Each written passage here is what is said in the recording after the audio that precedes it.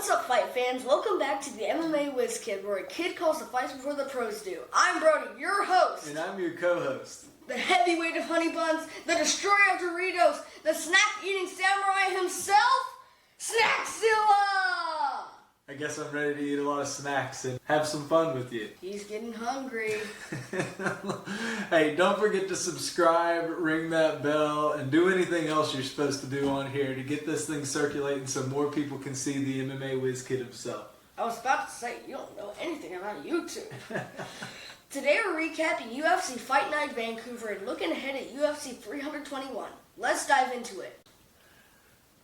Alright, first things first, let's talk about last week. Who was the main event? In the main event, Brendan Allen defeated Reinier de Ridder by TKO due to Reinier de Ridder's team throwing in the towel, or as I like to say to my Bruce Buffer voice, excuse me. Ladies and gentlemen, referee Jason Herstock called a stop to this contest at the end of the fourth round, declaring the winner by TKO, Brendan Allen.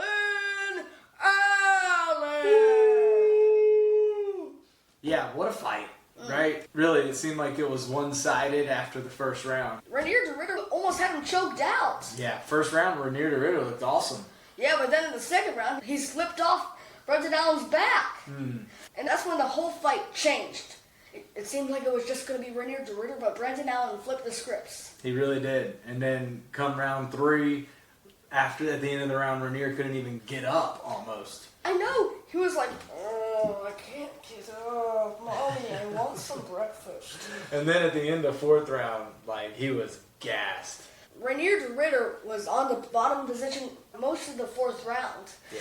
And he looked exhausted while doing it. It seemed like something caught up to him. I don't know if it was too many fights or what it was, but he was exhausted, more exhausted than you would imagine somebody that is a jiu-jitsu specialist, right? Yeah. And today or yesterday, his team confirmed that Reinier de Ridder had put too much in his training.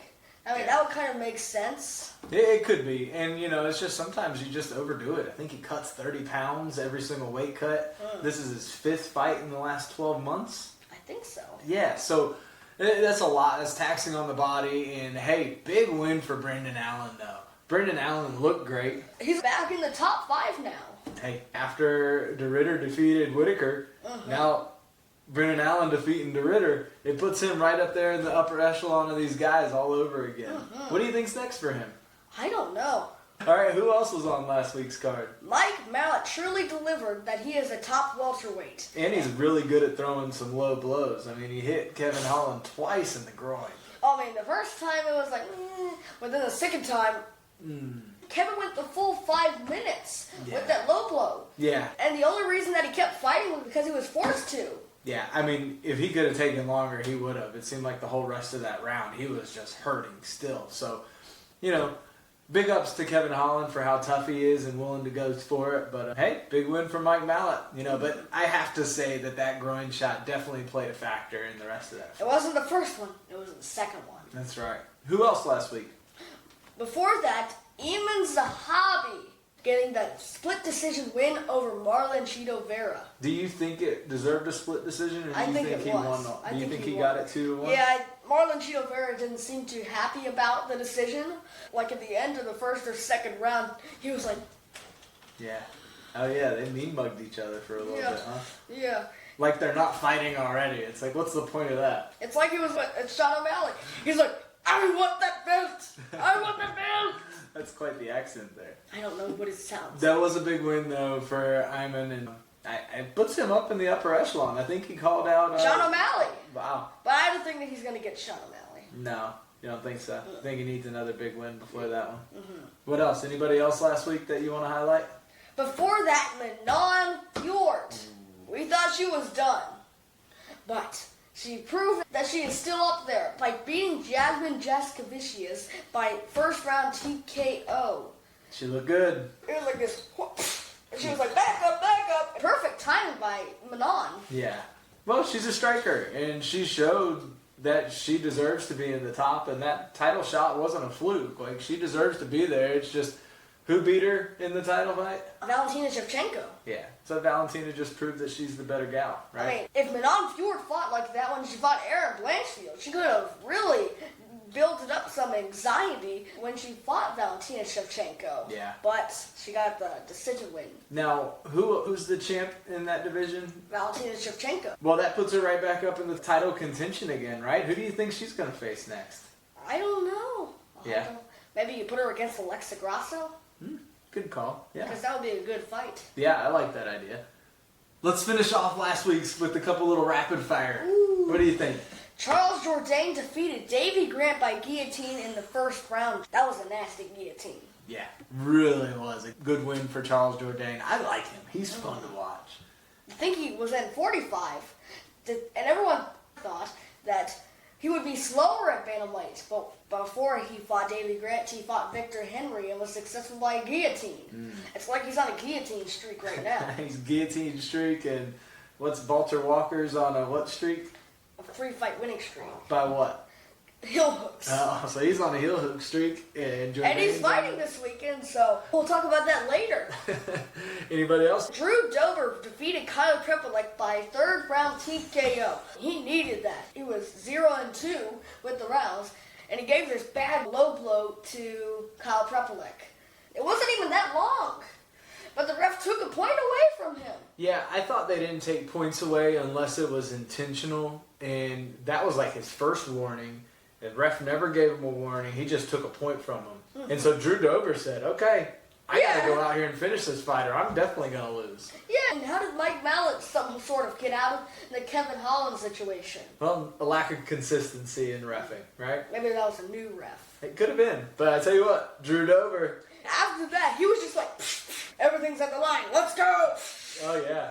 He went all for it, and he got it done. So I was happy for Drew Dober to get that win. And if you didn't catch this in the fight, that he had this bad cut on his leg because of a check. Ooh, yeah. That thing was gushing blood. It was bad. They didn't even check him when he was in his corner. Nope. It was like, that doesn't matter. We just got to win. Anybody else from last week? Bruno Silva defeated Hin Sung Park by third round submission. I thought Bruno Silva was done, but apparently I was wrong. Well, that was it for Vancouver. Now let's talk about Abu Dhabi. Uh-oh. Who's the main event of this week? In the main event, Tom Aspinall will take on top prospect Ciryl Gane. And in the co-main event, Virna Jandiroba, the number 1 contender, will take on the number 5 ranked Mackenzie Dern. Two title fights are on the line. And now this isn't the last pay-per-view. There's 3 more pay-per-views, counting this one? There's 2 more pay-per-views. Oh, okay.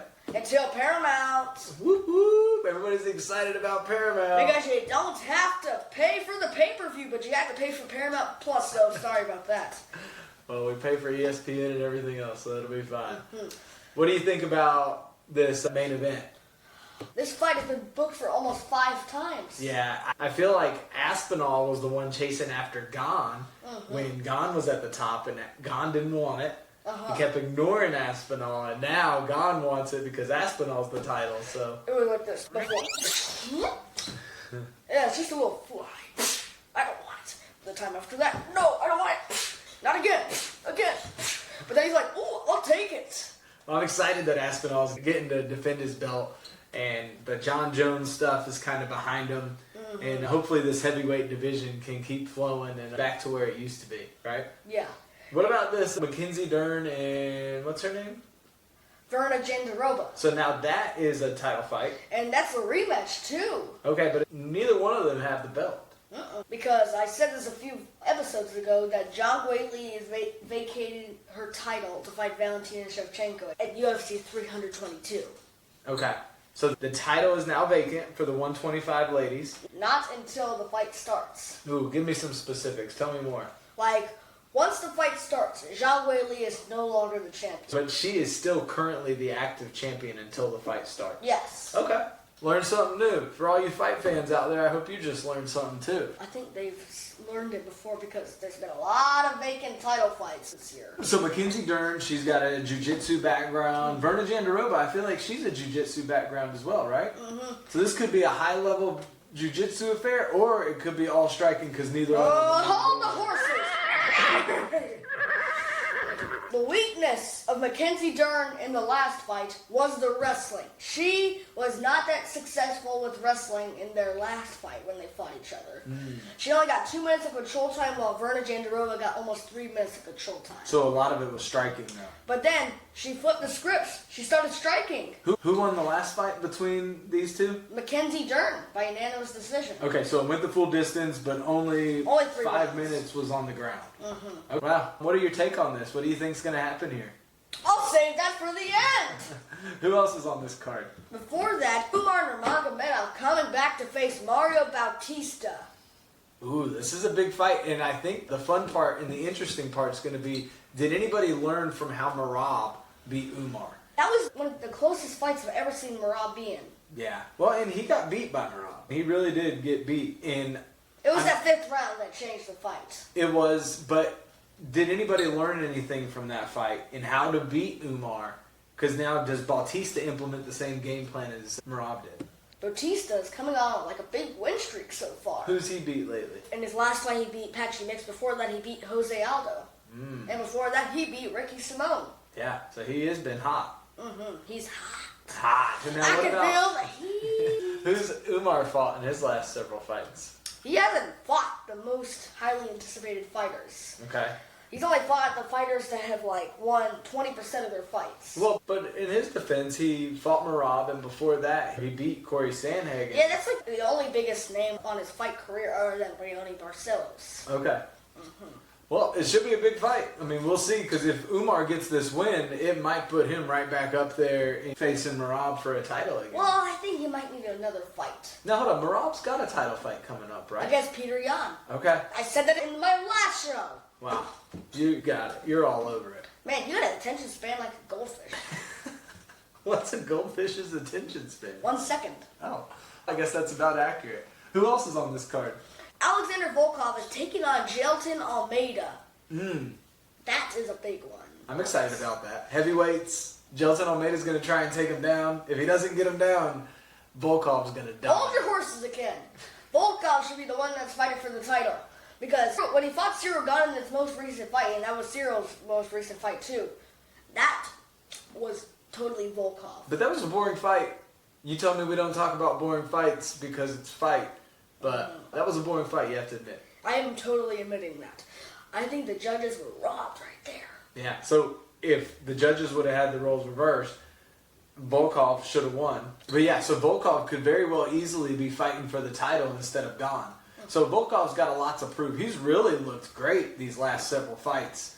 I mean, he's huge too, right? How tall is he? He's 6'7".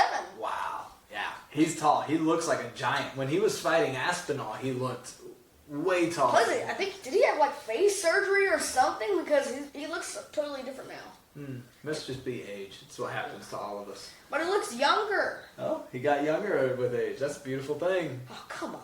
Not giving Volkov a compliment. No, you are. What about who else is on this card? Before that, Alexander Rakic is taking on Asmat Murazakhanov. He's on how many fight losing streak? A 3-fight losing streak ever since he lost to Jan Blachowicz because of an injury. Then he had lost to Yuri Prohaska, but then he lost to Magomedov Kalaev. But in his defense, all 3 of them have been former champions of light heavyweight division. True. So, just means he might not be in the top 5 anymore. Well, right? now all 3 of them, because bye-bye Magomed. Yeah, that was still bad. We watched that the other day again. That's when it came out. By the way, UFC 320 is now available. Go to ESPN.com. What's that? If you didn't get the pay-per-view, you can now watch it for free? Yes. Winner! Who else is on this week's card?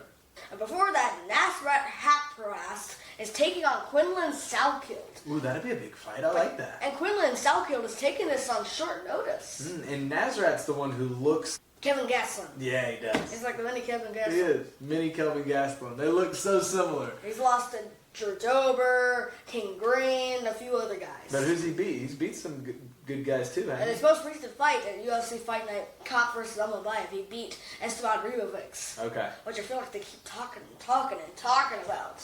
Which I'm getting started tired about it. You're getting a little bored by that one? Yeah, I'm getting bored about that one. Hey, quit talking about that, guys. Brody the Wiz Kid doesn't want to hear about it anymore. I think that was just in my head. Because Reba Fix is a very popular name in my mind. Oh, yeah. Well, that's an interesting name. I don't know how many people's last name is Reba Fix, right? Yeah. I don't even know how to say it. Reba Fix! Good job. You do better than me. And Quinlan Soutkild. I mean, he's on a hot streak right now. He's nasty. He's a great fighter. That's why he's up there. In his first fight in the UFC, he beat this guy in 19 seconds. Ooh, that was fast. Well, it's the second fastest knockout in UFC lightweight history, so Wow. good job, Quinlan. Who else? Anybody else you want to highlight before we get into the picks? A couple other notable names on this fight card is Ikram Aliskerov, finally coming back. He's facing the Iron Turtle, Jun Young Park. I don't know who Jung Young Park is, but I know he's that... the one that beat Brad Tavares. Oh, okay. He's the one that looks like that Asian samurai. He's good too, and he's fun. He's a talented guy. I mean, he's great on the ground. Great. That fight, he got the win over this guy, but it almost ended in the first round. But the reason it didn't end was because Park's knee was on the ground, and the other guy gave him like a big knee on the face. Oh, that's right. And the ref almost called it and gave the win to the other guy. But that fight went the full 3 rounds. Wow. And he Young won? Park Did he won. win by decision, or did he finish him? He won by decision. Okay. And the other guy lost a point from that. Yeah. Well, that's a big fight. Aliskerov lost to Whitaker. That was his big fight when everybody realized who he was. And he was training to fight someone else. Yeah, so now who did he beat in his last fight? He beat Whitaker. He beat Andre Muniz by knockout in the first round. That was a talented win, though. So that was a big comeback after the Whitaker fight. So hopefully he can rebound and continue to keep going up after that one, right? What are some other notable fighters you're excited to watch on this card? Before that, Ludwig Klein is taking on Matuiz Rebecki. That is a big one, boy. I'm just proud of you for being able to say the name right. Dude, that's because you're only proud of me because I said the name right, and you can't even say the name right. Exactly, that's my point. Hold on. Ludwig Klein is fun to watch. He's an awesome striker. I think he lost his last fight. Against Matuiz Gamrot. Okay. And that was actually the main event, but it was actually supposed to be the co-main event.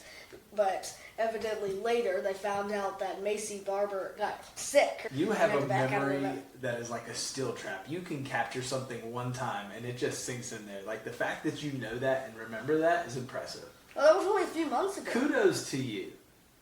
And before that, we got the big boys. Walter Walker, even though he was scheduled to fight Muhammad Usman in Rio 2 weeks ago, is now fighting Louis Sutherland, who Justin Toffel was supposed to fight.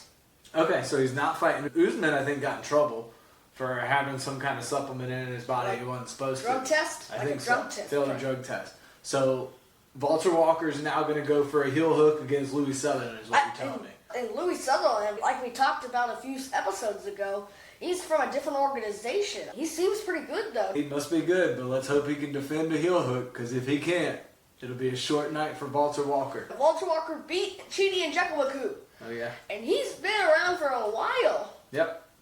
We'll see. Who else? Before that, Hammy Ottawahab is taking on Chris Barnett. Chris Barnett is fun. He's 2-3 in the UFC. But he's still fun. I mean, he can do the splits. He's 5'9", 265 pounds. 66 pounds. I'm sorry. And he throws head kicks, and somehow he can get it all the way up to these 6'5" guys' Oh, come heads. on. You're still holding on to UFC 279 when he got that spinning back real kick knockout. You're still holding on to that? Move on, sister. You don't realize how hard that is. Come on. It's Can just... you even get your foot up to your head? This guy can get his 5'9" leg up to a 6'5" head. Dun, dun, dun. I've been stretching lately. I think I've been stretching lately. If lifting the remote counts as lifting weights. Eating out of the snack closet. Yeah, like I've never caught you eating out of the snack closet. Well, I'm always eating us. That's why I'm called Snackzilla on today's episode. Yeah. What was it that you called me? The something samurai of snacks? I'm the snack eating samurai. Okay. Hey, I like snacks. That's why I run. I run every day so I can eat snacks. Yeah, and somehow you don't lose weight. Well, at least I don't gain it either. Winner! Okay, let's go into the MMA Wiz Kids picks. Now, let's go into fun facts with the MMA Wiz Kid. Wiz Kid, give us some fun facts. Ready, set, go. Done. Done. Done. Well, I'm sorry, but I was not prepared for Fun Facts with MMA Wiz Kid. So, sorry, let's skip that segment. Alright, let's go into picks. Are you ready to give your prediction on who's going to win at UFC 321? In Abu Dhabi!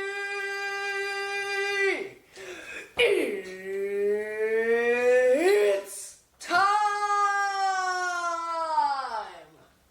Let's go. Start from the bottom, and we're going to go to the top. So your first fight is Nathaniel Wood versus Jose Miguel Delgado.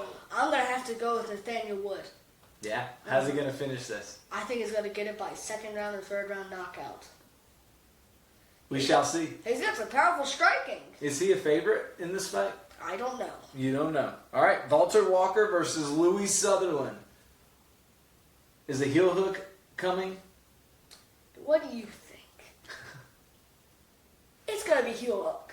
No matter what, you will see his hand be raised up at the end of the night. So you're banking on that one, huh? By heel hook. I am not using my life savings on that. But you're picking him. Yes, I'm picking him. Perfect. All right, Hami Adewahab versus Chris Barnett. You know who I'm picking in this one. Hami Adewahab. Chris Barnett's going to get it done. He's probably going to hit him with a head kick knockout again. What do you mean? If Hami had a baseball bat right here, he might as well hit it at Chris Barnett, and I wonder how much stuff would come out. He is a big guy. He's a big guy, but that's why he's in the heavyweights. Now, Hami is a former Olympic champion. Is that right? He is? I think so. I think he was a Greco-Roman champion he's from... Beats me. You know nothing. So do you. Well, that's why we're both on the show. At least I know my ABCs. Well, next up, Ludovic Klein versus Matus Rebecki. Ooh, that's going to be a banger, boys. Yeah. For that fight, I am picking Matus Rebecki. Wow, okay. Big win for Matus Rebecki. I think I might go to the distance, though. In his last fight when he fought Chris Duncan, that was a war. Neither of those guys looked like themselves at the end of that fight. They're like, And those guys were training partners, too. That must have been hard to do that. Well, they probably do the same thing in their training sessions. Probably. Just with headgear or something, maybe. Bigger boxing gloves. Yeah. You think? They probably used to get me up. Hey, man, how you doing? You're my best friend, right? Well, I guess not anymore. Wow. Ikram Aliskerov versus Jun Young Park. I'm going to have to go with Ikram Aliskerov. I think he gets it done by second round or third round TKO. Wow. Against Jun Young Park, nobody knocks him out. Gregory Rodriguez did. Okay. Well, one person knocks him out. I think another person did too. All right. Ikram Aliskerov it is. Nazrat Hakparas versus Quinlan Salkill. That's an even fight, though. But I'm going to have to go with Quinlan Salkill.